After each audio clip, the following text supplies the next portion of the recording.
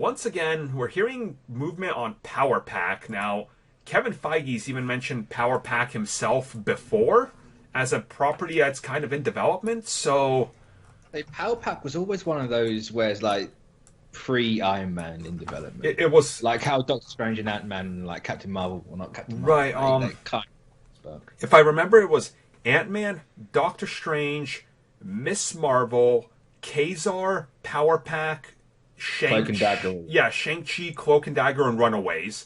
So most of these are happening or have happened, so Power Pack makes sense to me, but how are you going to do these characters? What do you do with them? What are you adapting? Like, what do you... Well, this is the thing. Like, no one knows if it's a movie or a Disney Plus show.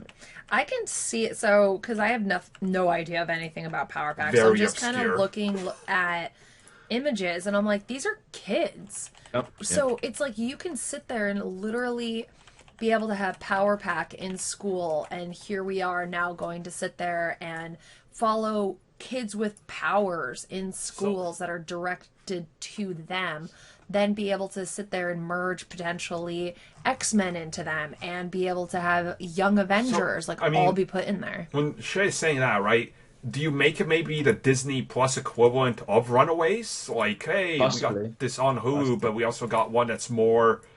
Because that kind of seems like a good approach for Marvel, because they can't just keep making movies for adults, right? Like make some stuff for even younger children, because they understand that there's a huge necessity for that, if that makes sense to everybody listening. Like, you can't just focus on, like, oh, our core demographic is growing, and they're aging, so we have to age up with them. It's like, no, you keep serving them as well, but you have to, at some point, serve the younger crowds that are also entering the franchise again, so...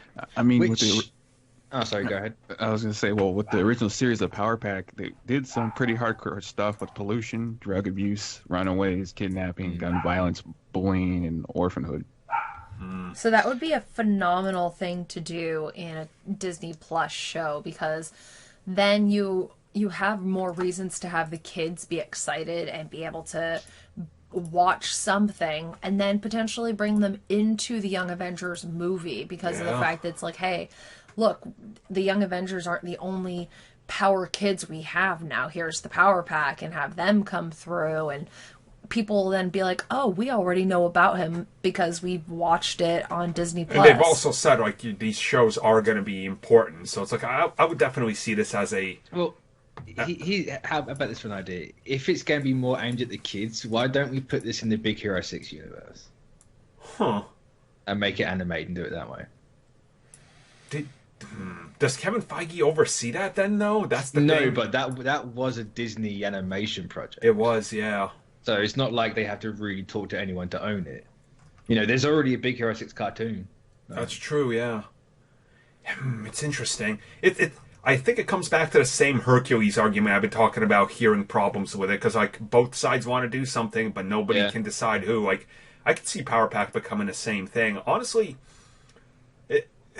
don't hate me, people, in the comments if you're, like, diehard Power Pack, fanboy or whatever. The one I don't person think can't spam the comments that much. Yeah. Right. Unless they have a bot, but... Yeah. True. I wouldn't mind if this wasn't connected to the MCU, if it was its own thing. Like, it would be a cool idea when we have Fantastic Four and you have Franklin Richards, because he's on the Power Pack. Yep.